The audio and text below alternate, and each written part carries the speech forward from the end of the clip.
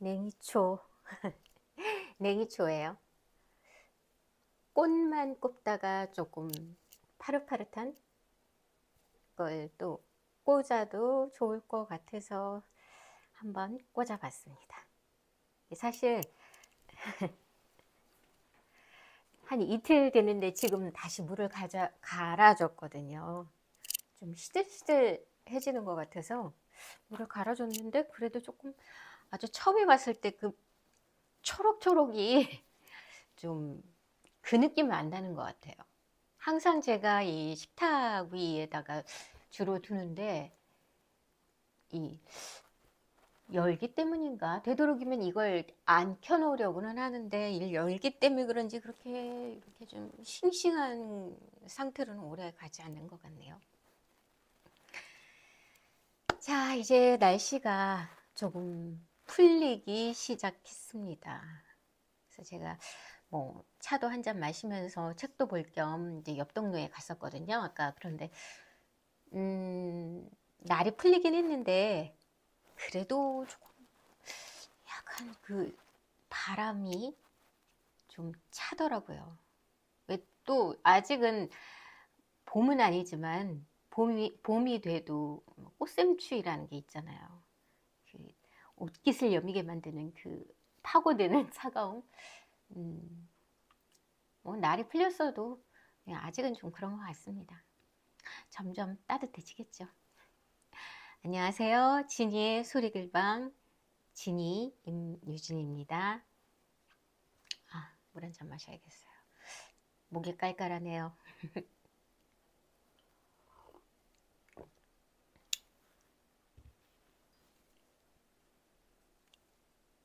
좀 더 진초록이었으면 좋았을 텐데.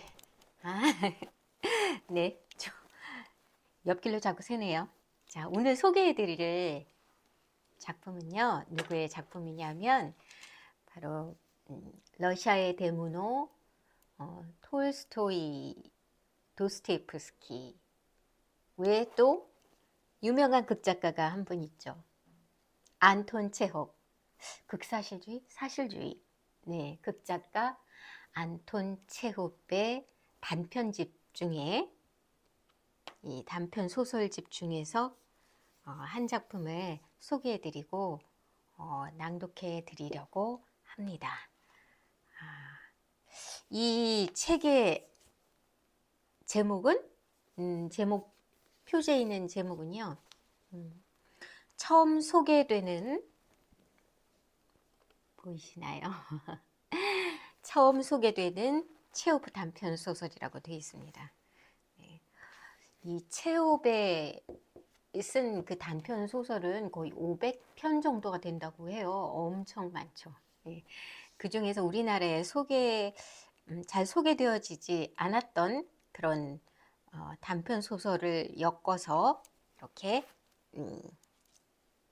발행을 한 것 같은데요. 자, 그러면 누구나 어느 정도는 대문호라는 것쯤은 알고 있을 거예요. 그리고 또 좀 연극을 좋아하시는 분들은 그 희곡 작품 중에 아주 유명한 그 세자매, 그리고 갈매기, 반야아저씨,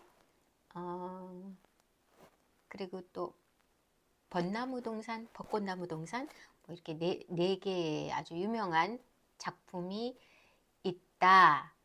그 중에 몇 작품 읽어보신 분도 있을 거고 저도 그 희곡을 뭐 다 읽어보진 않았습니다. 끼케야 세자매 정도 읽어봤고 다른 것들은 아직 읽어보진 않았고 대충 어떤 얘기라는 것 정도만 알고 있는데요. 자, 그 방대한 사막에 아주 큰 장편의 희곡을 만들기까지의 여러 글의 어떤 글을 쓰자 하면 그런 습작들이 필요하잖아요. 비록 희곡은 아니지만 그 어떤 얘기 흐름, 줄거리 그리고 어떤 지향점이 되는 글들은 어떤 단편이나 수필에서 그 작가의 개성이라든가 뭐 작가가 표방하는 것들이 많이 나오잖아요. 아시다시피 어떤 그런 유명한 커다란 작품을 연결되기 전에 어떤 습작처럼, 습작이라기에는 너무 좀 그냥 가볍게 여겨질 수는 있지만 어떤 처음 발걸음이 될 수도 있는, 연결될 수 있는 그런 작품들이 단편 아니겠습니까? 네, 그래서 오늘 단편을 소개해 드리려고 합니다. 일단 그럼 체홉에 대해서 조금 브리핑을 해 드릴게요. 제가 적어 놓은 게 있는데 그냥 유명한 대문호라는 것, 그 스타니슬라브스키, 유명한 연출가 겸 극작가 스타니슬라브스의 극사실주의, 사실적 무대, 극사실 무대주의, 뭐 그런 새로운 전환점을 가진 그 작가 겸 연출가와의 어떤 그 상당히 밀접하게 하나의 파트너십으로서 어떤 아주 유명한 그런 작품을 극장에 올리면서 새로운 지평을 마련하게 되는데요.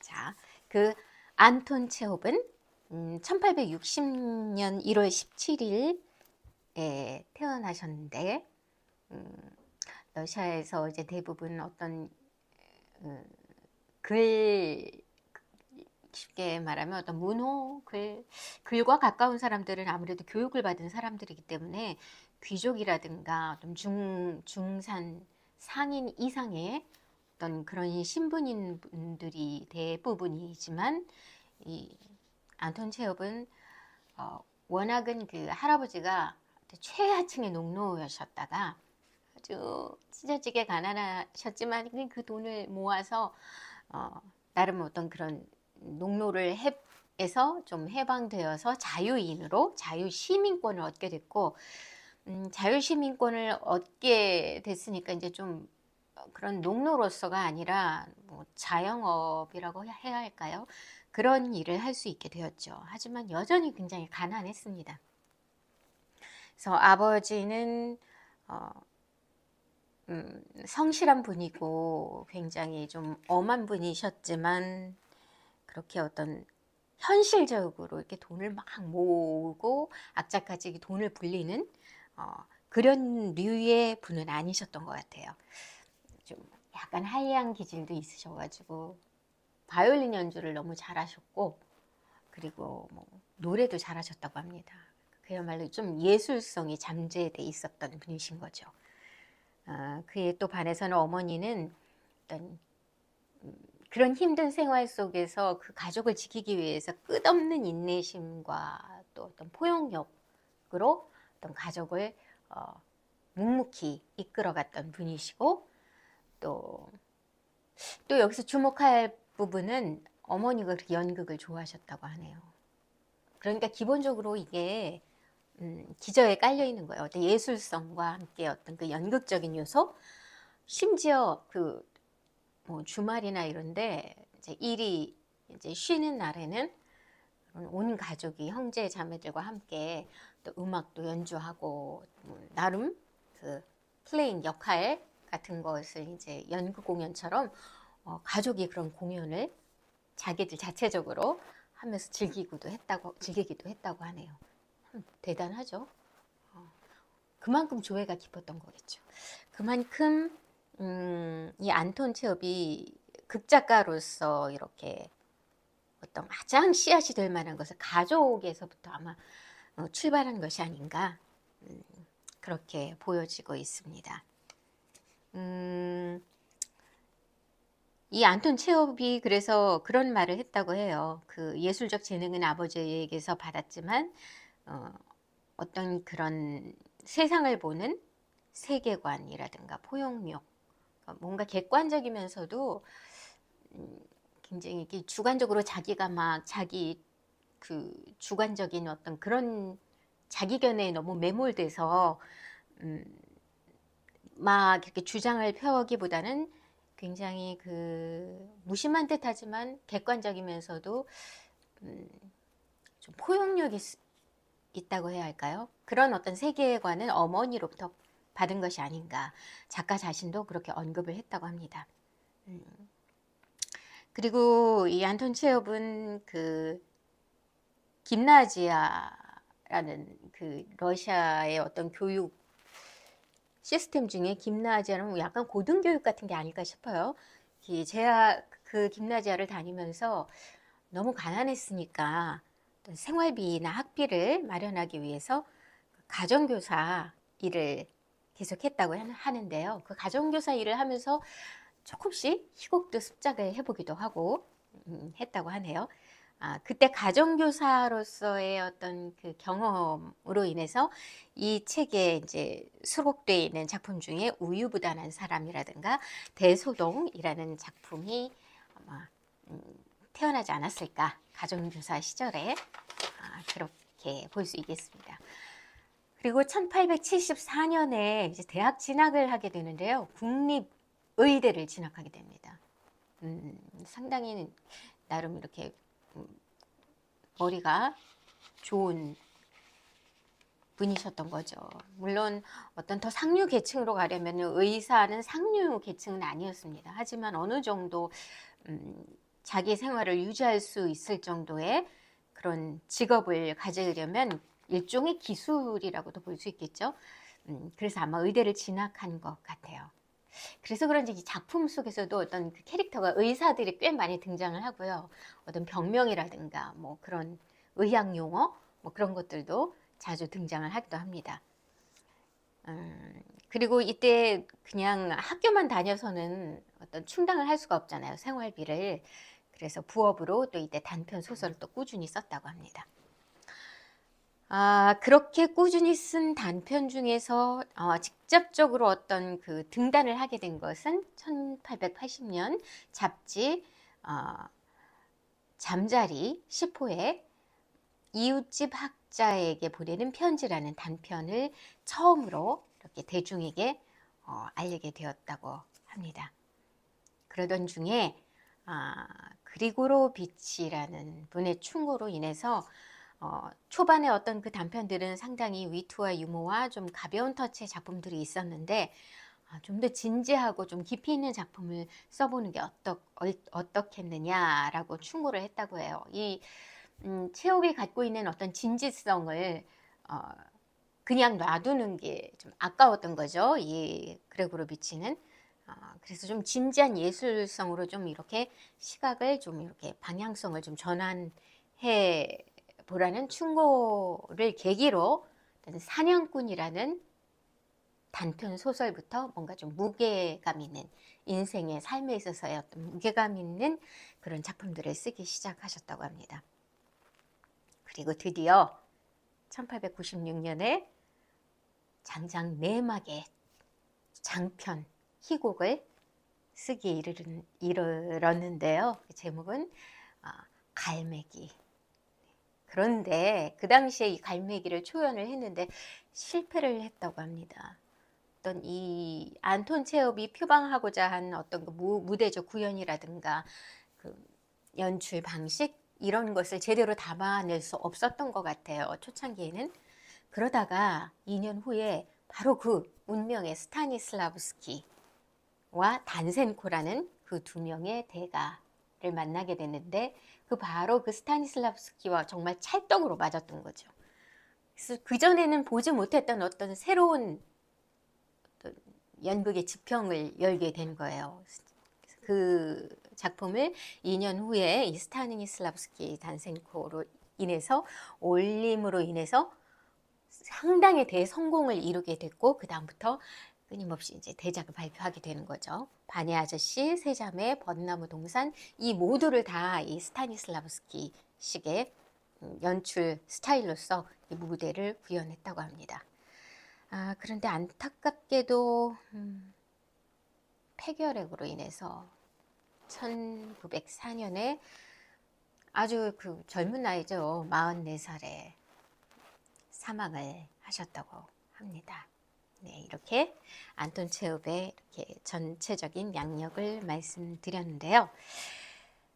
제가 오늘 소개해드리는 바로 이 책, 처음 소개되는 체호프 단편 소설이라는 곳에 나오는 소설 중에 제가 소개해드릴 작품은 바로 적들이라는 작품입니다. 적들, 적이 아니라 적들이죠. 적들 어떤 내용을 담고 있는지 한번 제가 쭉 낭독을 해드리고 이 작품에 대해서 좀 몇 가지 짚어보고 얘기해 보는 걸로 이렇게 진행하도록 하겠습니다. 목이 계속 마르네요. 날씨가 이게 좀 변덕이 심하니까 좀 그런 것 같아요. 어제도 제가 그 고독에 시각장애인 잡지 녹음 때가 돼서 한 달에 한 번씩 가고 있는데요. 조금 거리가 멀어요. 강동이니까 저는 지금 분당에 살고 있고 저는 운전을 못하니까 대중교통 여러 번 갈아타면서 그렇게 가는데요. 조금 이렇게 좀 목이 칼칼한 상황에서 가서 또 이렇게 녹음들 하고 그랬더니 뭐 그렇게 매끄럽진 않네요. 좀 오일리 해야 되는데 어찌됐든 자 이렇게 제가 작품을 한번 적들 낭독해 드리고 얘기해 보는 시간을 갖도록 하겠습니다. 오늘도 제가 읽다가 좀 일어나서 좀 왔다 갔다 하게 될 수도 있어요. 아직은 불편합니다. 제 척추가. 네, 적들.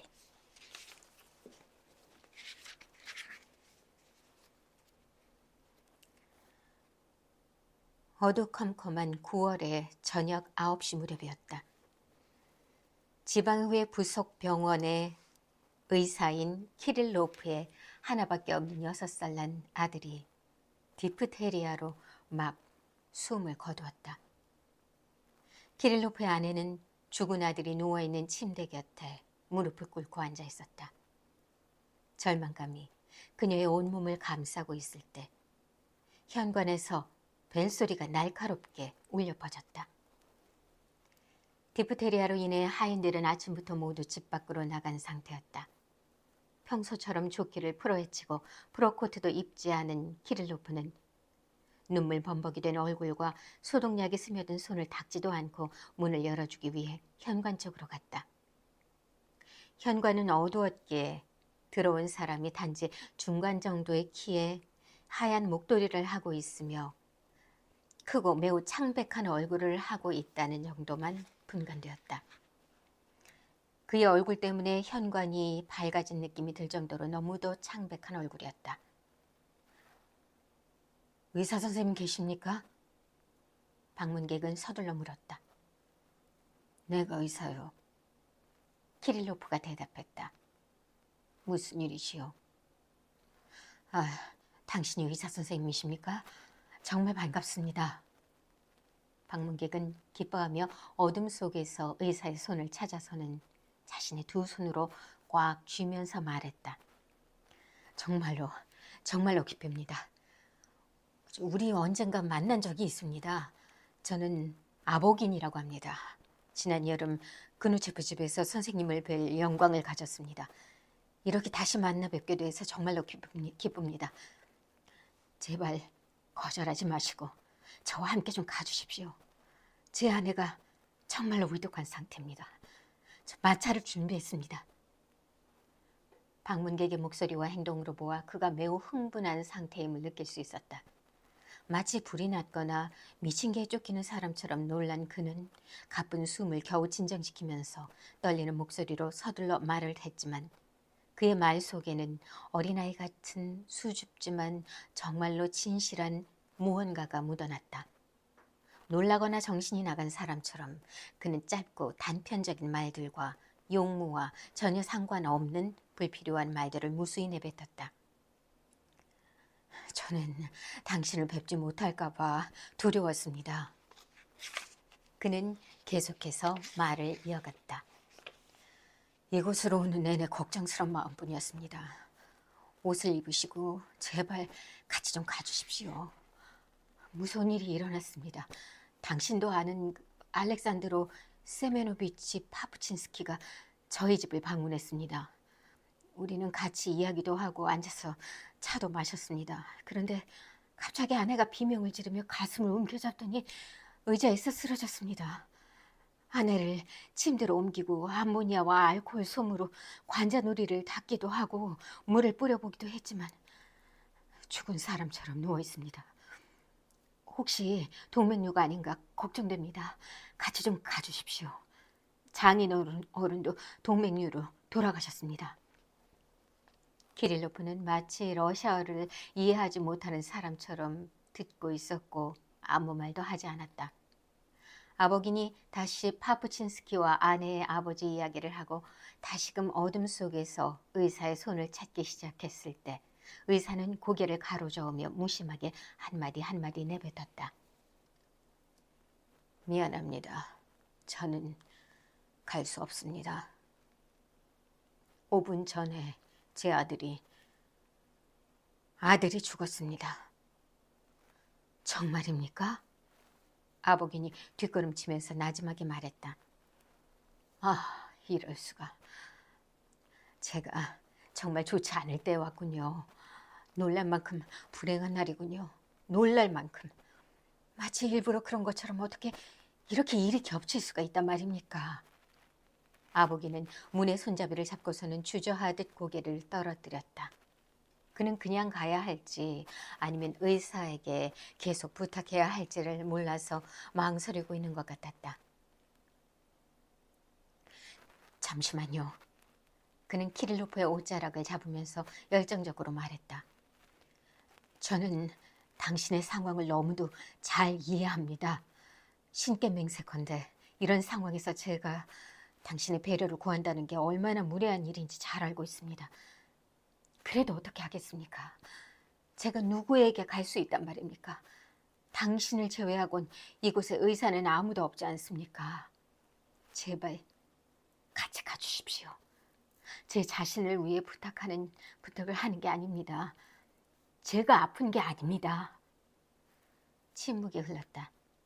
키릴로프는 아보긴에게서 등을 돌리고 잠시 서 있다가 현관에서 응접실로 천천히 걸어갔다. 그 순간과 전혀 어울리지 않는 기계적인 걸음걸이로 응접실로 가서 불 꺼진 램프에 비틀어진 갓을 바로잡고 탁자 위에 놓인 두꺼운 책을 바라보고 있는 그는 그 순간 어떠한 계획도 어떠한 희망도 어떠한 생각도 하고 있지 않는 것처럼 보였고 심지어 그의 집 현관에 낯선 사람이 서 있다는 사실조차 기억하고 있지 못하는 듯했다. 응접실의 어둠과 정적은 그를 더욱 멍한 상태로 만드는 듯했다. 응접실에서 나와 서재로 가면서 그는 오른발을 필요 이상으로 높이 들면서 손을 더듬어 문기둥을 찾았다. 그 순간 그의 몸에 마치 낯선 집에 들어올 때나 태어나서 처음으로 술을 먹고 취해 느껴지는 어떤 부자연스러움이 스며든 것 같았다. 서재의 한쪽 벽의 책장으로 넓은 한 줄기 빛이 비쳤다. 불쾌하고 답답한 페놀과 에테르 같은 소독약 냄새와 함께 그 빛은 서재에서 침실로 통하는 살짝 열려진 문틈새에서 새어나왔다. 의사는 탁자 앞에 안락의자에 털썩 주저앉아 빛에 비친 책들을 멍하니 잠시 바라보더니 일어나서 침실로 갔다. 그곳 침실에는 죽음 같은 고요가 지배하고 있었다. 침실에 있는 모든 것은 지극히 사소한 것까지도 방금 전에 일어난 폭풍같이 힘들었던 일들과 피로함에 관해 상세하게 이야기해주고 난 뒤 휴식을 취하고 있는 듯했다. 등받이 없는 의자 위에 약병, 상자, 빈 병들 사이에는 촛불이 켜져 있었고 서랍장 위에 커다란 램프는 방 전체를 환히 비추고 있었다. 창문 근처의 침대 위에는 놀란 표정을 하고 있는 어린아이가 눈을 뜬 채로 누워 있었다. 아이는 움직이지 않았지만 그의 눈동자는 시시각각 점점 더 어두워지고 두개골 내부로 함몰되고 있는 것 같았다. 아이의 몸 위에 팔을 얹고 침대 시트에 얼굴을 파묻은 채 어머니는 침대 앞에 무릎을 꿇고 있었다. 아이와 마찬가지로 어머니는 조금도 움직이지 않았지만 그녀의 몸과 손의 아주 미세한 움직임 속에서 살아있는 사람의 움직임이 감지되었다. 그녀는 마치 자신의 지친 몸을 위해 겨우 찾아낸 평안하고 편안한 자세가 무너질까 두려워하는 것처럼 온 힘과 열정을 다해 필사적으로 침대에 매달려 있었다.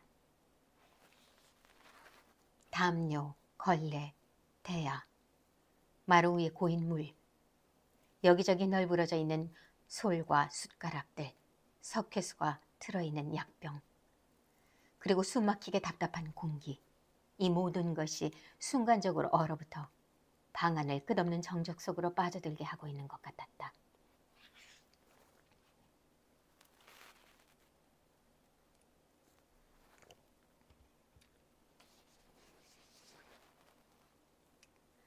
의사는 손을 바지 주머니에 집어넣은 채 아내 곁에 서서 고개를 비스듬히 기울이고 아들을 바라보았다. 그의 얼굴은 냉담해 보였는데 턱수염을 적신 눈물방울이 아니었다면 그가 방금까지도 울었다는 사실을 알 수 없었을 것이다. 죽음에 관해 이야기할 때 사람들이 일반적으로 생각하는 그런 혐오스러운 공포감은 그 침실에는 존재하지 않았다. 집안 전체에 흐르는 무거운 분위기와 어머니의 자세, 그리고 의사의 얼굴에 나타나는 냉담함 속에는 사람의 마음을 끌어당기고 감동을 주는 무언가가 있는 듯했다. 그것은 배워서 쉽게 이해하거나 묘사할 수 있는 것이 아닌 오직 음악으로만 전달할 수 있는 섬세하고 아주 미묘하게 포착되는 인간의 슬픔에서 나오는 아름다움이었다. 그 아름다움은 우물한 정적 속에서도 느껴졌다. 카를로프와 그의 아내는 아들을 잃었다는 고통 외에도 자신들이 처한 상황의 감정 자체를 인정이라도 하는 듯 아무런 말도 없었고 더 이상 울지도 않았다. 이미 아이와 함께 그들의 젊음은 예전에 지나가 버렸고 이제 그들에게는 더 이상 아이를 가질 수 있다는 가능성이 영원히 사라지고 만 것이었다.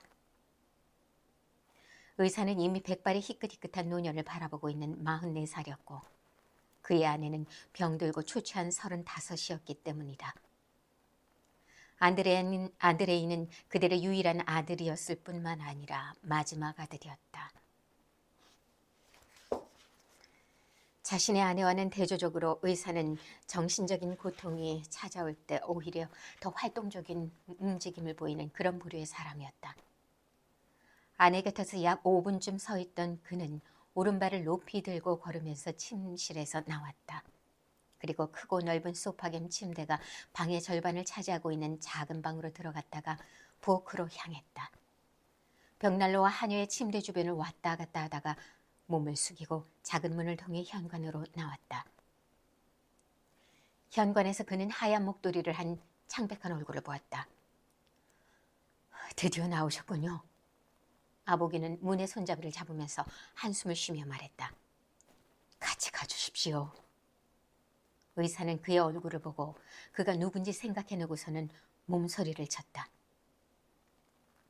이보시오. 갈 수 없다고 이미 말씀드렸잖소. 그는 단호하게 말했다. 정말로 이상하군요. 의사 선생님, 저는 멍청하게 서 있는 조각상이 아닙니다. 당신의 상황을 정말로 잘 이해하고 있습니다. 당신에게 연민을 느낍니다. 아보기는 자신의 손을 목도리에 대면서 애원하는 목소리로 말했다. 그렇지만 제가 제 자신의 몸을 위해 부탁드리는 게 아니지 않습니까? 제 아내가 죽어가고 있단 말입니다.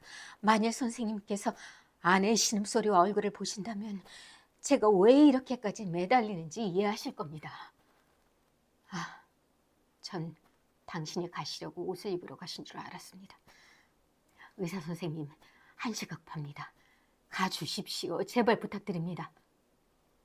저는 갈 수 없습니다. 키를로프는 응접실로 발길을 돌리면서 띄엄띄엄 말했다. 아보기는 그의 뒤를 따라가서 옷자락을 붙잡았다. 선생님께서 지금 겪고 계시는 고통을 이해합니다. 그렇지만 제가 그저 이빨을 치료하거나 건강검진을 받기 위해 당신에게 부탁드리는 게 아닙니다. 사람의 목숨을 구하는 일입니다. 그는 거의 거지가 구걸하듯이 애원했다. 사람의 목숨을 개인적인 슬픔보다 더 중요하다고 생각합니다. 당신의 용기와 헌신에 호소합니다. 박의 정신으로 부탁드립니다. 박의 정신은 이도 저도 아닌 애매한 것이요. 키릴로프가 흥분된 목소리로 말했다. 그렇다면 나도 그 박의 정신에 입각해 나를 데리고 가지 말아달라고 당신에게 부탁하겠소. 정말로 이상한 일 아니오. 나는 지금 서 있을 힘조차 없는데 당신은 박의 정신으로 나를 협박하고 있지 않소. 지금 나는 아무데도 쓸모없고 가야 할 이유도 모르겠어. 게다가 지금 아내를 어떻게 혼자 내버려 두고 간단 말이오. 그럴 순 없어. 안 되겠어. 키릴로프는 손사래를 치며 뒤로 물러섰다. 그리고 제발 나에게 부탁하지 마시오. 그는 겁에 질린 듯한 목소리로 말을 이었다. 나를 용서하시오. 러시아 법전 13권에 따르면 나는 지금 가야 할 의무가 있고 그래서 당신은 내 목덜미를 잡아 끌고서라도 데리고 갈 권리가 있어. 끌고 가려면 그렇게 하시오.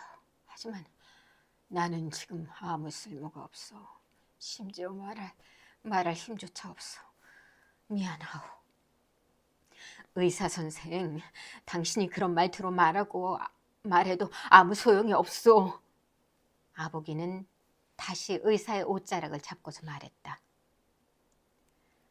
그런 법률 따위 알게 뭡니까? 저에게 당신의 의지를 강제할 어떤 권리도 없습니다. 원하신다면 가시면 되고 원하지 않으신다면 할 수 없죠. 그렇지만 저는 당신의 의지가 아니라 당신의 감정에 호소하는 겁니다. 젊은 여자가 죽어가고 있단 말입니다.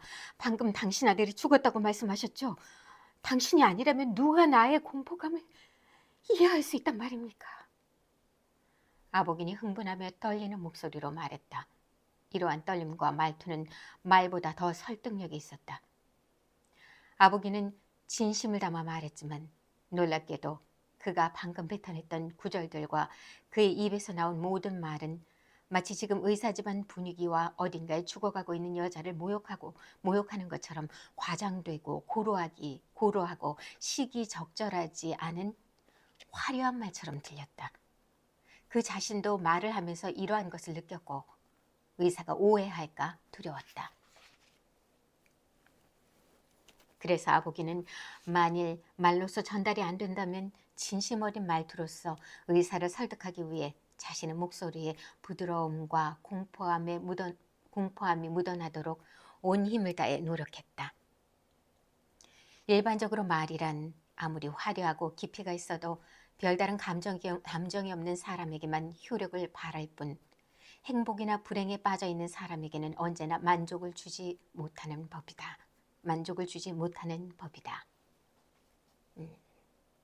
일반적으로 말이란 아무리 화려하고 깊이가 있어도 별다른 감정이 없는 사람에게만 효력을 발할 뿐 행복이나 불행에 빠져 있는 사람에게는 언제나 만족을 주지 못하는 법이다. 따라서 말을 하지 않는 것이 때로는 행복이나 불행을 표현하는 보다 효과적인 방법이 될 수도 있는 것이다.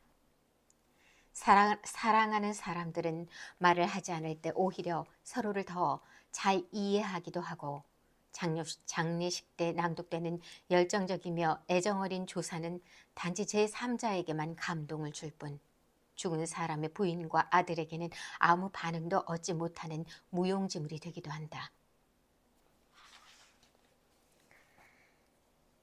키릴로프는 아무 말 없이 서 있었다. 아보긴이 의사의 고상한 사명, 자기의 헌신 등에 관한 말들을 다시 뱉어내기 시작하자 의사는 힘없이 그에게 물었다. 거리가 얼마나 돼요? 13사 베르스타 정도쯤 됩니다. 제게 아주 훌륭한 말이 있습니다. 의사 선생님, 왕복으로 1시간이면 충분하다고 확실하게 약속드리겠습니다. 단지 1시간이면 됩니다. 아보긴의 마지막 말이 의사의 사명이니 파괴정신이니 하는 말보다 의사의 마음을 강하게 움직였다. 그는 잠시 생각하더니 한숨을 쉬며 말했다.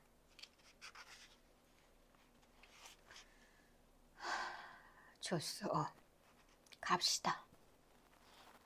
기릴로프는 이번에는 확실한 걸음걸이로 서둘러서 서재로 가더니 잠시 후 긴 프로코트를 입고 돌아왔다.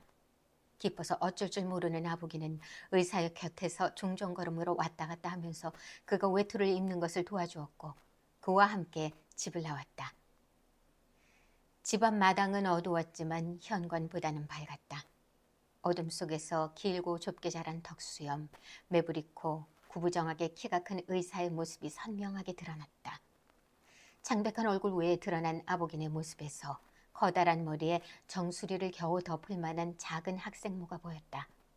하얀 목도리는 앞에서만 보이고 뒤쪽은 긴 머리에 덮여 있었다. 믿어주십시오.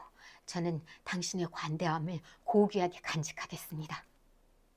아보기는 의사가 마차에 오르는 것을 도와주면서 웅얼거렸다. 빨리 도착할 겁니다. 이바루카, 가능한 한 빨리 좀 가주게. 어서. 마부는 서둘러 출발했다. 처음에는 병원의 마당을 따라 서 있는 볼품없는 건물들이 보였다. 사방은 어두웠고 단지 마당 안쪽에 깊숙한 곳의 창문에서 나온 선명한 불빛이 집 앞 작은 정원을 비추고 있었다. 그래서 바로 위층 병동에 붙어있는 세 개의 창문은 더 창백해 보였다. 잠시 후 마차는 버섯의 습한 냄새와 나무들이 속삭이는 소리만 들려오는 짙은 어둠 속으로 달려가고 있었다. 나무 위에서는 시끄러운 마차 바퀴 소리 때문에 잠을 깬 까마귀들이 나뭇잎을 밟아대며 마치 의사의 집에 아들이 죽은 것과 아보긴의 아내가 아프다는 것을 아는 것처럼 불안하고 애처로운 울음소리를 냈다. 그러나 곧 나무 한 그루 한 그루의 모습과 덤불이 어슴푸레 보이기 시작했고 커다란 검은 그림자가 드리워진 연못이 음울하게 반짝거렸다. 마차는 평평한 들판을 달렸다. 까마귀 울음소리가 멀리 뒤쪽에서 희미하게 들리더니 곧 완전히 조용해졌다. 마차를 타고 가는 내내 키릴로프와 아보기는 아무 말이 없었다. 오직 한 번 아보긴이 깊은 한숨을 내쉬면서 웅얼거렸을 뿐이었다. 정말 괴로운 상황이군. 사랑하는 사람을 잃어버릴 위기에 처할 때만 진정으로 사랑하게 되는군. 마차가 조용히 강을 건너기 시작했을 때 키릴로프는 마치 물결 소리에 놀란 것처럼 갑자기 몸을 떨더니 이리저리 뒤척이기 시작했다. 이보시오. 나를 보내주시오. 침울한 목소리로 키릴로프가 말했다. 당신 부인에게는 나중에 다시 가겠소. 아내에게 조서라도 좀 보내야 되겠소. 그녀는 지금 혼자 있단 말이오. 아보기는 아무 대답도 하지 않았다. 마차는 흔들리기도 했고 돌에 부딪히기도 하면서 강가의 백사장을 지나서 앞으로 계속 달려갔다. 키릴로프는 우울한 마음에 휩싸여 주변을 둘러보았다. 뒤로는 희미한 별빛을 통해 지나온 길과 어둠 속에서 보이지 않았던 강가의 버드나무들이 보였다.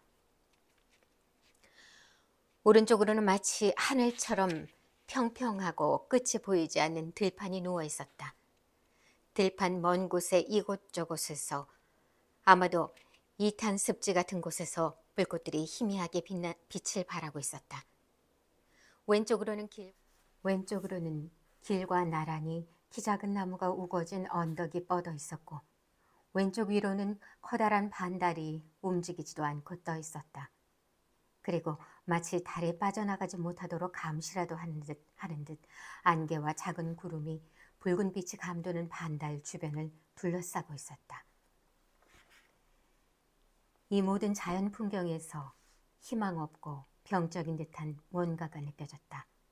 마치 어두운 방에 홀로 앉아 지나간 일들을 생각하지 않으려고 애쓰고 있는 쇠약한 여자처럼 대지는 봄과 여름에 대한 회상으로 괴로워하면서 피할 수 없이 다가오는 겨울을 멍하니 기다리고 있는 것 같았다. 아무리 사방을 둘러봐도 자연은 키릴로프도 아보긴도 붉은 달도 반달도 벗어날 수 없는 어둡고 끝없이 깊고 차가운 수렁처럼 느껴졌다. 마차가 목적지에 다가갈수록 아보기는 더욱더 초조한 모습을 보였다. 그는 몸을 비틀어대기도 하고 벌떡 일어서기도 하고 마부의 어깨너머로 앞쪽을 바라보기도 했다. 마침내 마차가 줄무늬 아마포로 아름답게 장식된 현관 계단에 도착했다. 아보기는 2층에 불 켜진 창문을 바라보았을 때 자신의 호흡이 가빠지는 소리를 들었다. 만일 무슨 일이 일어났다면 저는 살 수 없을 겁니다. 의사와 함께 현관으로 들어오면서 흥분된 상태로 손을 비비면서 그가 말했다. 그러나 난리법석 떠는 소리가 들리지 않는 걸 보니 아직은 별일 없다는 뜻이겠죠. 집안의 맴도는 정적을 느끼면서 그가 덧붙여 말했다. 현관에서는 사람들의 목소리나 발자국 소리도 들리지 않아 불이 환하게 밝혀 있음에도 마치 집 전체가 잠든 것처럼 느껴졌다. 지금껏 어둠 속에 있었던 의사와 아보기는 그제야 서로를 살펴볼 수 있었다. 의사는 키가 컸고 등이 구부정했으며 초라한 옷차림에 잘생긴 얼굴은 아니었다. 흑인처럼 두툼한 입술과 매부리코 생기 없이 냉담한 눈초리에는 왠지 불만이 가득했고 무뚝뚝하면서도 날카롭기도 하고 매우 엄격한 듯한 느낌을 주었다. 머리는 빗질을 하지 않아 헝클어져 있었고 관자놀이는 움푹 파져 있었고 깊고 좁게 난 턱수염은 이른 나이에도 백발이었고 피부는 윤기 없는 회색빛이었고 거동은 왠지 모르게 조심성 없고 어색해 보였다. 전체적으로 느껴지는 의사의 냉담한 모습은 그가 가난과 불행을 뼈저리게 체험했으며 삶과 사람들에 의해 많은 괴로움을 당했을 거라는 생각이 들게 했다. 이러한 냉담한 모습 때문에 그에게 아내가 있다는 사실과 아들 때문에 눈물을 흘렸다는 사실이 믿기지 않았다. 아보기는 뭔가 다른 느낌을 풍겼다. 아보기는 건장하고 당당한 체격의 금발이었고 머리가 크긴 했지만 얼굴의 윤곽선은 부드럽고 최신 유행을 따르는 말쑥한 옷차림을 하고 있었다. 그의 당당한 태도, 단정하게 단추를 채운 프로코트, 말갈기처럼 긴 머리와 얼굴에선 뭔가 품이 있고 사자 같은 위엄을 느낄 수 있었다. 그는 고개를 똑바로 들고 가슴을 앞으로 펴고 걸었으며 듣기 좋은 바리톤 같은 목소리로 말했으며 목도리를 풀거나 머리카락을 매만질 때는 섬세하면서도 거의 여자와 같은 우아함이 묻어났다. 심지어 옷을 벗으면서 2층으로 통하는 계단을 바라보면서 보인 창백함과 어린아이와 같은 공포심도 그의 당당한 태도를 훼손시키지 못했으며 그의 모습 전체에서 느껴지는 흡족함, 건강함, 자신감을 축소시키지 못했다. 아무도 없고 아무 소리도 들리지 않는군요.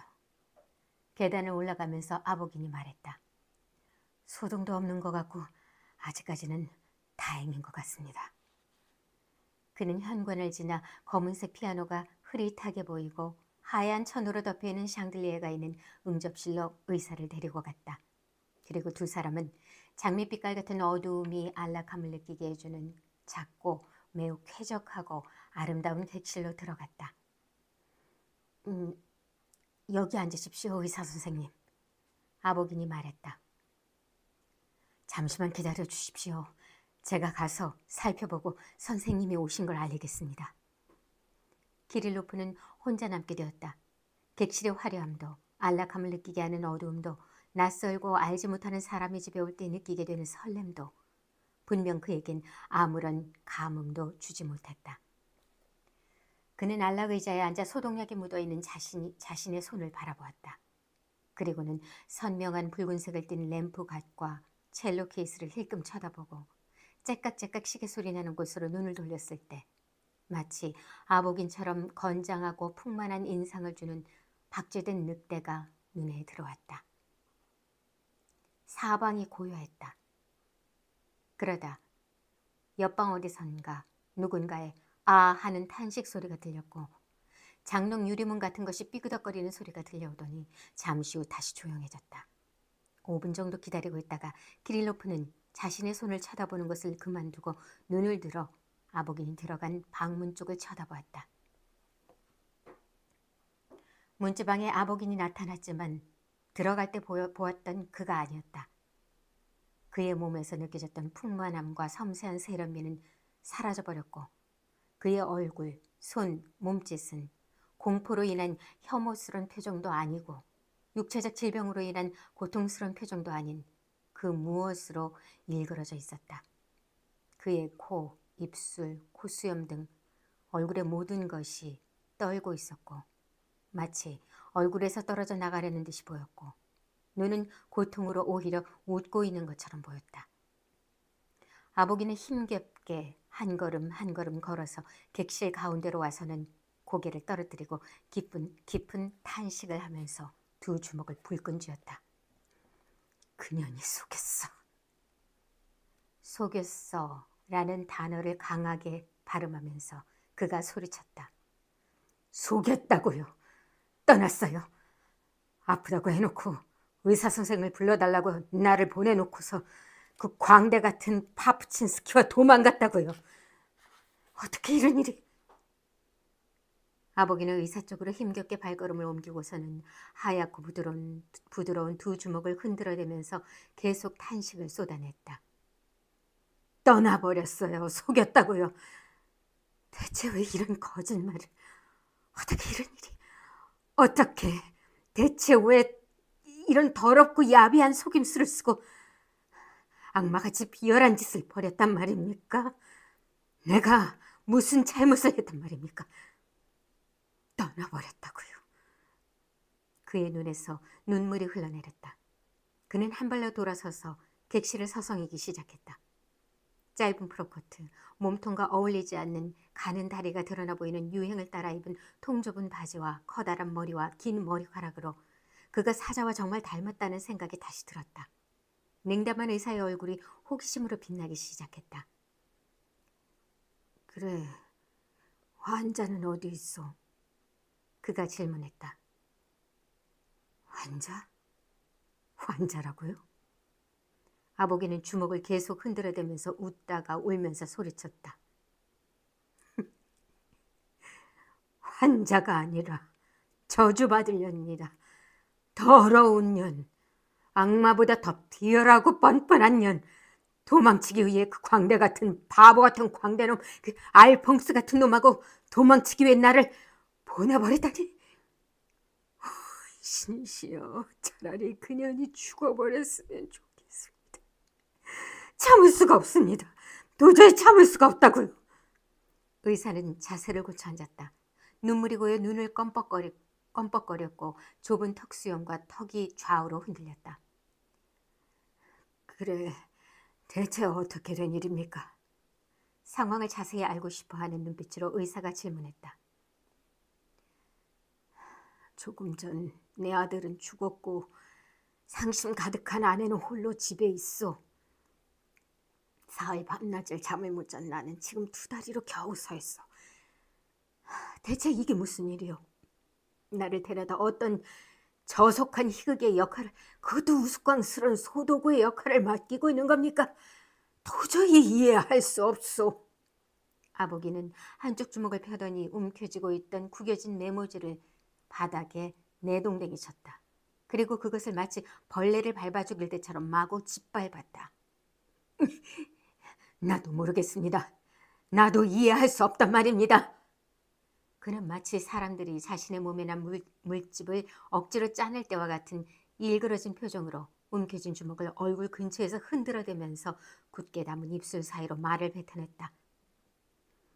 나는 그가 왜 매일같이 우리 집에 왔는지를 눈치채지 못했고 오늘은 카레타를 타고 온 것도 눈치채지 못했습니다. 왜 카레타를 타고 왔을까? 그걸 눈치채지 못하다니. 정말 바보같이. 이해가 안 되는군요. 의사가 나지막이 말했다. 정말이지. 이게 대체 뭐하는 짓이오? 이건 사람을 우롱하고 인간의 고통을 조랑한 처사로군요. 이건 정말 있을 수도 없고 태어나서 이런 경우는 처음이요. 사람들에게 호되게 모욕당했다는 것을 막 알아챘을 때 인간은 멍한 상태로 놀라기 마련이다. 그런 멍한 상태를 느끼면서 의사는 어깨를 으쓱거리며 두 손을 들어 올리고는 무슨 말을 해야 할지 무엇을 해야 할지 모른 채 기진맥진의 안락의자에 주저앉았다. 그래, 좋다고요. 내가 싫어지고 다른 놈을 사랑하게 되었다고 칩시다. 그럼 그냥 떠나면 그만이지. 왜 이런 속임수를, 뭐 때문에 이런 비열하고 배신감을 느끼게 하는 속임수를 쓴단 말입니까? 아보기는 울먹이는 목소리로 말했다. 왜? 무엇 때문에? 내가 무슨 짓을 했기에? 한번 들어보십시오, 의사 선생님. 그는 키릴로프에게 다가가면서 흥분한 목소리로 말했다. 당신은 본의 아니게 제 불행의 목격자가 되셨습니다. 저는 당신에게 진실을 숨기지 않겠습니다. 맹세컨대 저는 그 여자를 사랑했습니다. 마치 종처럼 경건한 마음으로 사랑했습니다. 그녀를 위해서 저는 모든 것을 희생했습니다. 그녀 때문에 부모님과 사이가 멀어졌고 일도 음악도 모두 내팽개쳤습니다. 어머니나 누이 동생에게도 허락하지 않은 것들을 그녀에게는 모두 허용했습니다. 한 번도 그녀를 의심의 눈길로 본 적도 없었고 저 역시 그 어떤 원인도 제공하지 않았습니다. 그런데 대체 왜 이런 거짓말을 했을까요? 제가 사랑을 요구한 것도 아닌데 대체 왜 이런 추악한 속임수를 썼을까요? 사랑하지 않으면 그렇다고 직접 솔직하게 이야기하면 될 것을 더군다나 내 마음을 알고 있으면서도. 아보기는 온몸을 떨었고 눈물을 흘리면서 의사에게 자신의 온 마음을 진실하게 쏟아부었다. 그는 두 손으로 가슴을 누른 채 흥분된 어조로 마치 가슴속에 꼭꼭 담아두었던 비밀을 마침내 폭로하게 되어 기쁨을 느끼는 사람처럼 자신의 가정사를 의사에게 조금의 망설임도 없이 죄다 털어놓았다. 만약 이런 식으로 1시간이나 2시간 정도 자신의 마음을 토로할 수 있었다면 아보기는 분명 한결 가벼워졌을 것이다. 그리고 아마도 의사가 자신의 말을 잘 들어주고 그에게 진심 어린 연민의 감정을 가져주었더라면 아보기는 종종 그러는 것처럼 불필요하게 어리석은 짓은 하지 않고 별다른 저항 없이 자신의 슬픔과 화해했을지도 모를 일이다. 그러나 일은 다르게 진행되었다. 아보긴이 말하는 동안 모욕당한 의사는 눈에 띄게 변해버렸다. 그의 얼굴에 나타나 있던 냉담함과 놀람은 조금씩 쓰라린 모욕감과 분노와 격분의 감정에게 자리를 양보했다. 그의 얼굴은 점차 더 날카롭고 더 싸늘하고 더 불쾌하게 변해갔다. 아보긴이 그의 눈앞에 아름답지만 마치 수도녀처럼 건조하고 무표정한 젊은 여인의 사진을 들이밀면서 이러한 얼굴이 과연 거짓말을 할 수 있겠느냐고 한번 생각해보라고 말했을 때 의사는 갑자기 벌떡 일어나 눈을 크게 뜨고서는 거칠고 단호하게 말했다. 대체 왜 내게 이런 말들을 하는 거요? 나는 당신이 하는 말을 듣고 싶지 않소. 듣고 싶지 않단 말이요. 의사는 주먹으로 탁자를 내리치면서 소리쳤다. 당신의 저속한 비밀 따위 내겐 필요 없단 말이오. 그따위 것은 악마에게나 들려주시오. 어떻게 내게 그런 저속한 것들을 말할 수 있단 말이오. 혹시 당신은 나를 더 모욕하고 싶은 게요? 나를 끝없이 모욕당해도 상관없는 하인 정도로 여기는 거요? 그런 거요? 아보기는 키릴로프에게 물러서서 놀란 눈으로 그를 쳐다보았다. 대체 당신은 왜 나를 이곳으로 데려온 거요? 턱수염을 떨며 의사가 말을 이었다. 당신이 복에 겨워 결혼을 하고 복에 겨워 잘 먹고 잘 살고 있고 멜로드라마 따위를 연기한다고 칩시다. 그런데 대체 나는 왜 필요한 거요? 당신의 연애 사건과 내가 무슨 상관이 있어? 나 좀 평안하게 내버려 두시오. 고상한 분홍 행사나 잘 하시고 휴머니즘적 사상으로 마음껏 우쭐대시고. 아끼나. 의사는 첼로 케이스를 힐끗 쳐다보았다. 콘트라베이스인지 트럼본 따위나 연주하시고 거세한 닭처럼 살이나 찌란 말이오. 그렇지만 인격을 모독하지는 마시오. 인격을 존중할 줄 모르거든 아예 관심조차 갖지 말란 말이오. 미안합니다. 대체 무슨 말씀이십니까? 아보긴이 얼굴을 붉히며 말했다. 사람을 가지고 장난치는 것은 야비하고 비열하다는 말이요. 나는 의사요. 당신네들은 의사나 향수 냄새가 나지 않는 노동자를 매춘부나 자신의 하인이나 멍청한 사람으로 여기고 있어. 좋소. 그렇게 생각하시오. 그렇지만 누구도 당신네들에게 고통받는 인간을 우스꽝스러운 소독으로 만들 권리를 주지는 않았소. 당신은 어떻게 나에게 이런 식으로 말씀하실 수 있습니까? 아보기는 조용한 목소리로 되물었지만 그의 얼굴은 분노로 가득 차 떨리고 있었다. 아니요. 오히려 당신이 나의 슬픔을 알고 있으면서도 어떻게 나를 이리로 데리고 와서 이런 저속한 얘기나 듣게 하는 거요? 의사는 또다시 주먹으로 탁자를 내리치며 소리쳤다. 누가 당신에게 다른 사람의 고통을 조롱할 수 있을 권리를 줬단 말이오? 당신 미쳤군요. 아보긴이 소리쳤다. 정말 너무하시는군요. 나는 지금 정말 불행한 처지에 놓였고, 그리고 불행한 처지라? 의사는 경멸의 웃음을 지으며 말했다. 그런 말은 입 밖에도 꺼내지 마시오. 당신과는 정말 어울리지 않는 말이오. 어음을 돈으로 바꿀 줄 모르는 게으름뱅이도 자신을 불행하다고 말하는 법이오. 뒤룩뒤룩 살이 쪄가는 거세한 수탉도 자신이 불행하다고 생각하오. 당신은 정말 쓸모없는 사람이오. 친애하는 날이 당신은 정말 미쳐버렸군요. 아보긴이 신경질적으로 소리쳤다.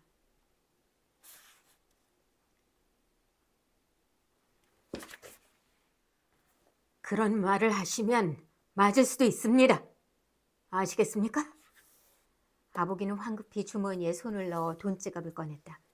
지갑에서 지폐 2장을 꺼내서 탁자 위에 집어 던졌다. 이건 당신의 왕진 비용이요. 코를 벌렁거리며 아보긴이 말했다. 당신에게 대가를 지불했소.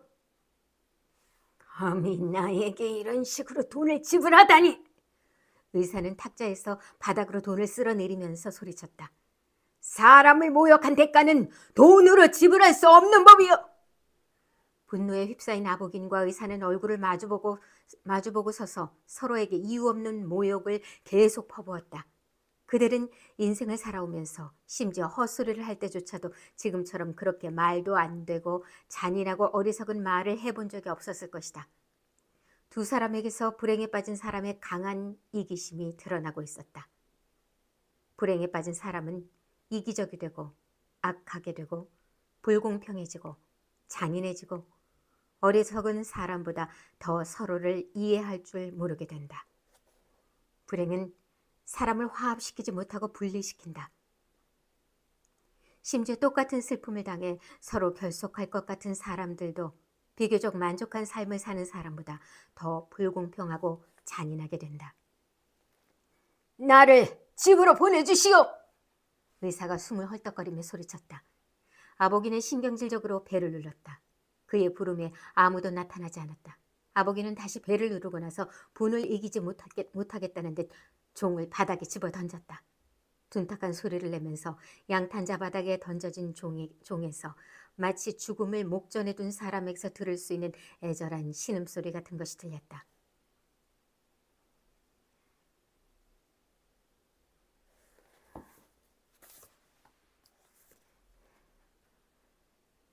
대체 어디에 숨어있다 이제 오는 거야, 이 빌어먹을 놈아! 주인은 주먹을 움켜쥐고 하인에게 달려들었다. 어디에 있었어? 어서 가서 이분에게 마차를 내어주고 내가 탈 카레타를 준비시켜. 잠시 기다려봐. 하인이 나가려고 할 때 아보긴이 소리쳤다. 내일 내 집에 한 명의 배신자도 남아있지 못하게 할 거야. 모두 꺼져버려. 새로운 놈들 고용할 거야. 더러운 놈들. 마차를 기다리면서 아보긴과 의사는 침묵했다. 아보긴은 서서히 이전의 풍만함과 섬세한 우아함을 갖춘 모습으로 돌아왔다. 그는 우아하게 고개를 끄덕거리면서 객실로 왔다 갔다 했다. 분명 뭔가를 계획하고 있는 듯 보였다. 분노는 아직 가라앉지 않았지만 그는 자신의 적에게 그런 모습을 보여주지 않으려고 노력하고 있는 듯 보였다. 의사 역시 서 있었는데 그는 한 손으로 탁자 끝을 잡고 약간은 냉소적이며 불쾌한 감정을 가지고 깊은 경멸의 눈초리로 아보긴을 쳐다보았다. 그것은 단지 슬픔과 불행만 느끼는 사람이 자신 앞에 포만감과 우아함을 지닌 사람을 쳐다볼 때 나오는 감정이었다. 얼마 지나지 않아 마차를 타고 집으로 떠날 때에도 의사는 계속 경멸의 시선을 유지하고 있었다. 1시간 전보다 더 어두워졌다. 붉은 반달은 이미 언덕 뒤로 넘어가 버렸고 그것을 지키고 있던 구름은 검은 반점처럼 별 주위에 드리워져 있었다. 붉은 등불을 달고 있는 카렌타는 소리내며 길을 따라 달리다가 의사의 마차를 앞질러 갔다. 아보기는 저항하기 위해, 어리석은 짓을 하기 위해 그 마차를 타고 달려가고 있었다. 집으로 돌아오는 내내 의사는 자신의 아내도 아니고 자신의 아들 안드레이도 아닌 아보긴과 방금 전에 머물렀던 집에 살고 있는 사람들을 생각했다. 그의 생각은 불공평했고 비인간적일 정도로 잔인했다. 그는 돌아오는 내내 아보긴과 그의 아내 파프친스키 그리고 장밋빛 어둠 속에 살고 있는 모든 사람과 향수 냄새를 풍기는 사람을 비난했고 증오했고 가슴에 통증이 생길 정도로 경멸했다. 그리고 그의 머릿속에는 그런 사람들에 대한 확고한 신념이 생겼다. 시간이 지나면 키릴로프의 슬픔은 사라질 것이다. 그러나 인간의 마음에 새겨진 불공평하고 부적합한 이러한 신념은 의사가 무덤에 갈 때까지 사라지지 않고 그의 머릿속에 남아있을 것이다. 시간이 지나면 키릴로프의 슬픔은 사라질 것이다. 그러나 인간의 마음에 새겨진 불공평하고 부적합한 이러한 신념은 의사가 무덤에 갈 때까지 사라지지 않고 그의 머릿속에 남아있을 것이다. 1887년에 써진 단편 적들이었습니다. 네.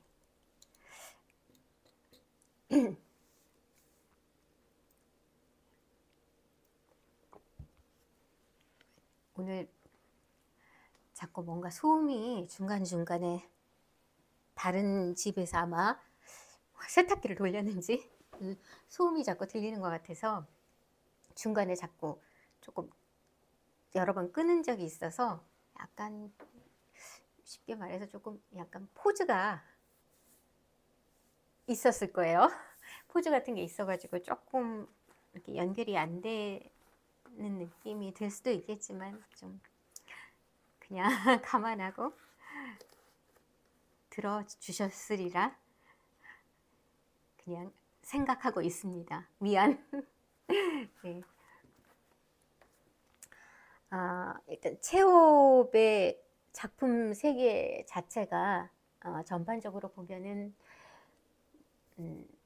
상당히 객관적이죠. 그냥 다른 어떤 제가 지금까지 소개해드렸던 어떤 그런 작가들이 또 어떤 유명한 그런 문학들이 대부분 약간 객관적인 느낌이 드는 것은 사실이지만 이 체홉은 대신 뭐랄까요 그 객관화가 그냥 냉정한 객관화라기보다는 차분하고 안정적인 객관성이라고 해야 할까요? 보통 객관적이라는 게 어떻게 보면은 상당히 좀 무책임할 수도 있는 거잖아요. 어떤 그냥 던져버리고 마는 느낌? 그리고 어떻게 보면은 또 굉장히 그 잔혹하다, 잔인하다 싶을 정도로 냉철해 보일 수도 있고. 근데 체홉은 그런 것 같지만 실상 그 안에 뭔가 이렇게 인간적인 인간애라고 해야 할까요? 인간에 대한 이해와 네 맞아 이제 기억났어요. 인간애라고 그냥 표현하기보다는 인간에 대한 이해로부터 시작하는 그 이해라는 것은 그냥 머리로 이해한다기보다 어떤 깊이 인간이라는 존재에 대한 이해와 그리고 같은 인간으로서 어떤 그런 것에 대한 존중이라고 해야 되겠죠. 나는 그 세계에서 멀어져 있는 3인칭 관찰자적으로 이렇게 그냥 바라보는 이 세계와 상관없이 그런 시점이 아니라 나조차도 그 인간 세계 속에서 그 이야기 속에 펼쳐지는 그런 여타의 인간들과 그닥 다르지 않다는 어떤 뉘앙스. 그래서 나도 그렇고 자신을 대변하는 것이기도 한 것처럼 그렇게 좀 객관적으로 그냥 이렇게 그냥 보여주듯이, 거울을 보여주듯이, 하지만 그것은 보편적인 어떤 인간에 대한 여러 가지 장단점일 수도 있겠죠. 그런 것들을 보여주면서 뭔가 좀 약간 그 범개인적인 그런 느낌?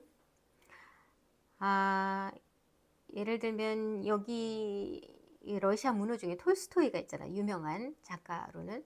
톨스토이는 젊은 시절에는 굉장히 그냥 이것저것 하고 싶은 대로 막 쉽게 말해서 한량이로 막 놀았다고도 할 수 있는, 그러다가 이제 인생 후반부에서는 뭔가 이렇게 각성을 하고 그야말로 도덕적이고 종교적인 색채를 많이 띠게 되잖아요. 근데 그 톨스토이 같은 경우에는 그런 정말 반전적인 인생을 살아서 그런지 상당히 좀 설교적이라고 해야 될까요? 막 이렇게 주장을 펴는 거죠. 삶은 이래야 한다. 약간 훈계하는 듯한 느낌. 그러니까 후반에 접어들었을 때 어떤 그런 작품에서 나타나는 것은 약간 그런 느낌이 많이 들어요. 그러니까 어떻게 보면은 굉장히 자기 이입이 된 느낌? 그게 잘못됐다라기보다는 어떤 색깔이, 그리고 뭐 또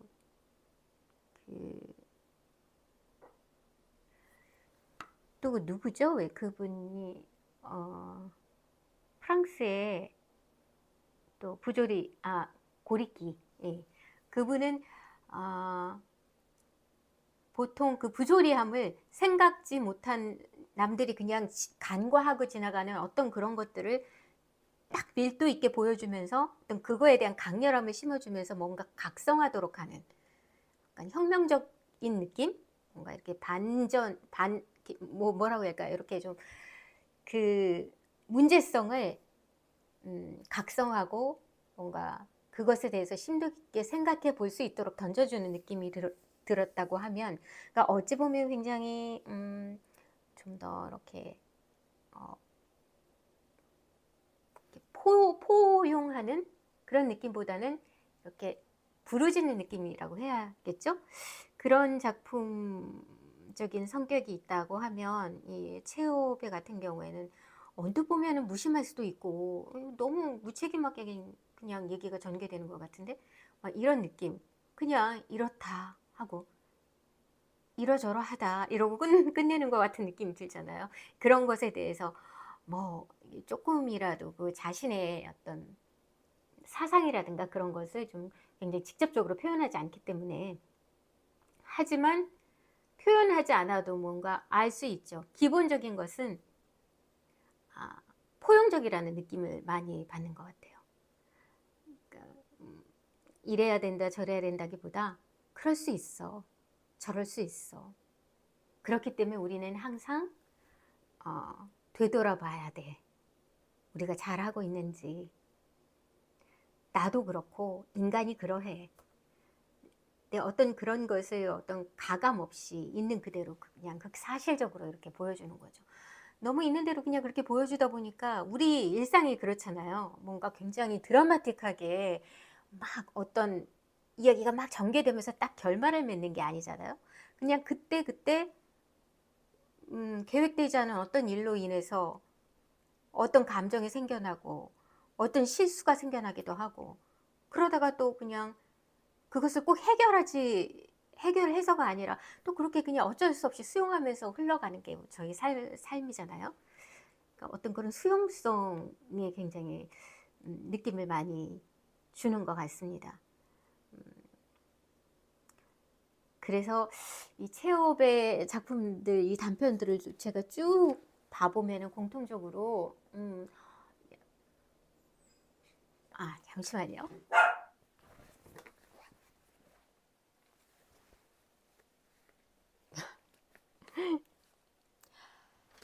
잠깐 끊겼었죠. 잠깐 끊겼는데 이어가지 못하고 다시 이렇게 새롭게 날이 새로 밝은 다음에 이렇게 다시 섰습니다. 갑자기 삐삐삐삐 도어락 열리는 소리가 나서 바깥분이 좀 더 일찍 오셨기 때문에 조금 일찍 오셔서 그래서 급 중단하고 다시 마무리하려고 이렇게 들어왔어요. 이 작품 속에서 두 가지 부분이 떠올라요. 그 문장이 있는데 얼마나 불행한 사건으로 인해서 사람이 얼마나 편협해지고 그리고 수용적이지 못하게 되는지, 그리고 그로 인해서 얼마나 이기적이 되는지, 그 부분에 대한 어떤 언급이 있었고요. 또 마지막 그 문장에서 또 그런 말이 나오죠. 의사가 겪은 어떤 불행은, 그 불행에 대한 상처는 점점 희미해지고 치유될 수 있지만 어떤 여타의 그런 것들이 상황에서 주어진 어떤 그 갈등으로 인한 편견, 그 편견을 또 보편화시키는 어떤 왜곡된 신념, 그런 게 얼마나 위험해질 수 있는지, 여기에서는 그게 위험해질 수 있다고 언급은 하지 않았어요. 상당히 그냥 사실적으로 그냥 있는 그대로 그냥 툭 던져주는 그런 객관적인 문장이었기 때문에 그런 것은 나오지 않았지만 얼마든지 추측할 수 있는 문장이 나오죠. 그래서 다시 한번 제 그 문장을, 이 두 부분의 문장을 한번 다시 읽어볼게요. 불행에 빠진 사람은 이기적이 되고 악하게 되고 불공평해지고 잔인해지고 어리석은 사람보다 더 서로를 이해할 줄 모르게 된다. 불행은 사람을 화합시키지 못하고 분리시킨다. 심지어 똑같은 슬픔을 당해 서로 결속할 것 같은 사람들도 비교적 만족한 삶을 사는 사람보다 더 불공평하고 잔인하게 된다. 네, 그렇죠. 이 정말 보편적인 어떤 사람들의 어떤 그런, 누구나 그렇게 쉽게 그렇게 되는 그런 일상 속의 어떤 상황을 그대로 이렇게 서술하고 있습니다. 그리고 중요한 마지막 장면에 나오는 마지막 문장에 나오는 구절, 시간이 지나면 키릴로프의 슬픔은 사라질 것이다. 그러나 인간의 마음에 새겨진 불공평하고 부적합한 이러한 신념은 의사가 무덤에 갈 때까지 사라지지 않고 그의 머릿속에 남아있을 것이다. 굉장히 그 경고성이 있죠. 이건 위험해 하고 얘기하지 않았지만 너무나 이게 당연히 이렇게 될 거야. 뭐 그렇게 말하듯이 무심하게 툭, 부적합한 이러한 신념은 의사가 무덤에 갈 때까지 사라지지 않고 그의 머릿속에 남아있을 것이다.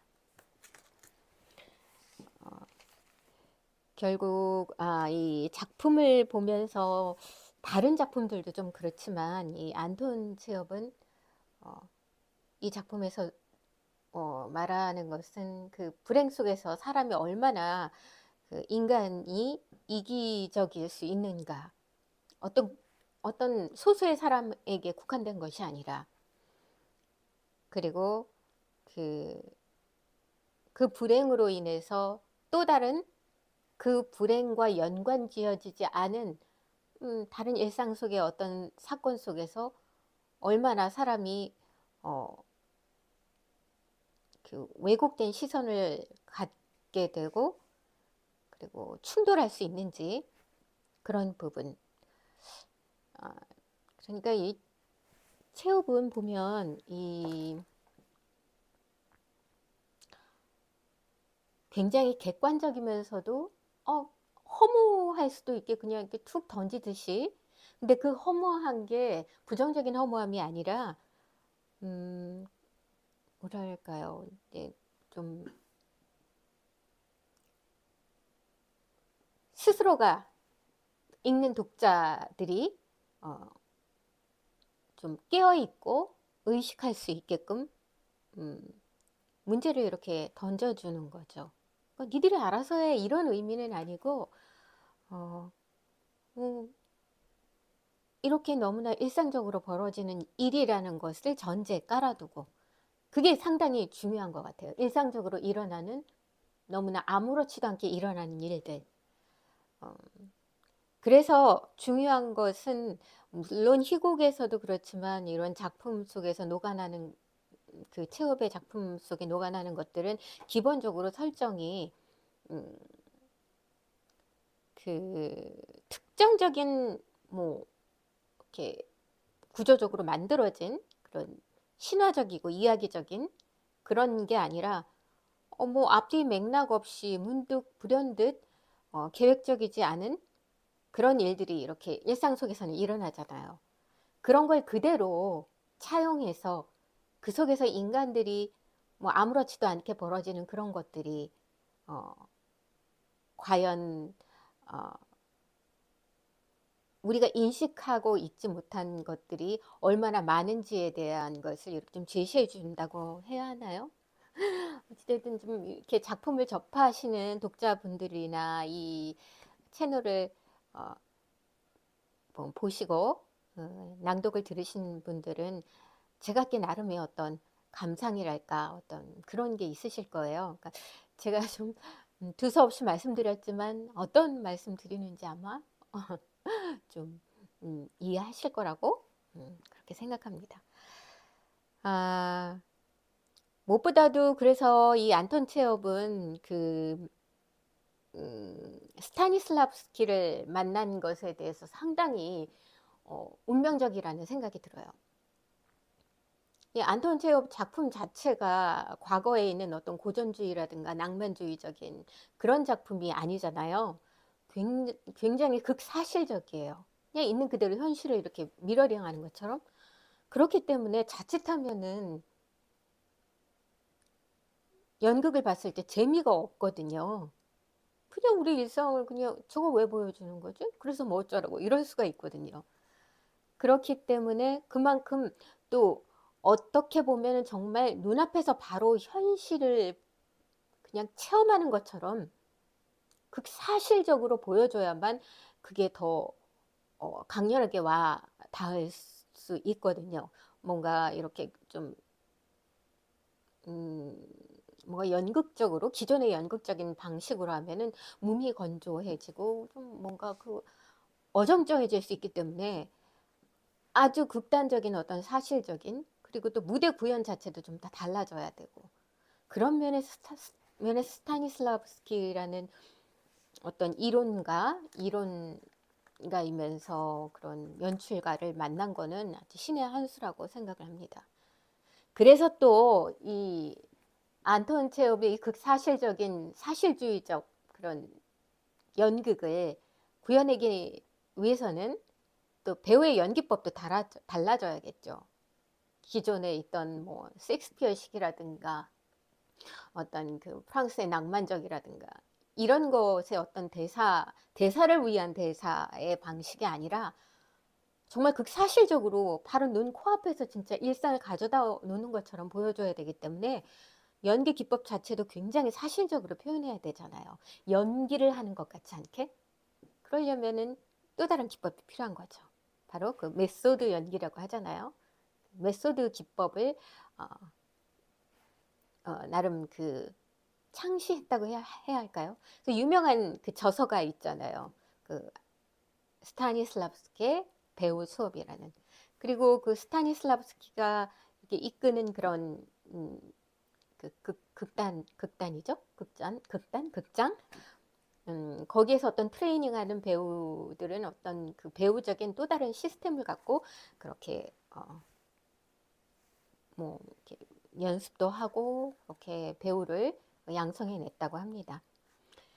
네, 이렇게 해서 오늘은 처음 소개하는 체호프의 단편 소설을 통해서 그 속에 제가 적들이라는 작품을 낭독했고요. 그 단편 소설을 기본으로 해서 그 체홉의 작품 3개, 그리고 스타니슬라브스키와의 어떤 그 파트너적인, 그래서 또다시 일구어낸 어떤 그 연극의 그 지평, 뭐 이런 것에 대해서 말씀을 드렸습니다. 자, 이렇게 해서 어렵게 이틀에 걸쳐서 끝냈습니다.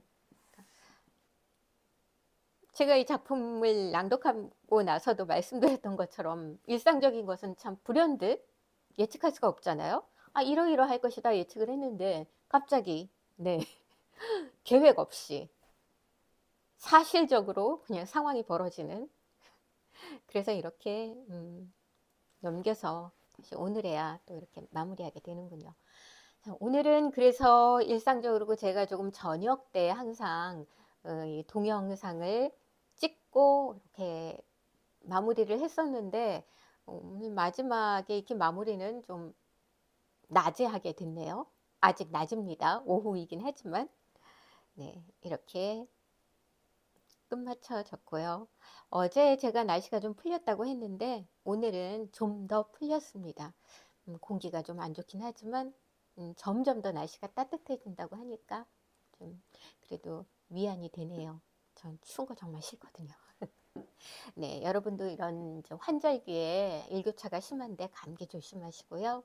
그리고 건강하게, 또 저도 건강하게 또 다른 작품 찾아서 다시 찾아뵙도록 하겠습니다. 구독, 좋아요, 알람 설정 잊지 말고 꼭 눌러주시기 바랍니다. 감사합니다. 저는 이만 인사드리겠습니다. 진이의 소리글방 진이 임유진이었습니다. 안녕히 계세요.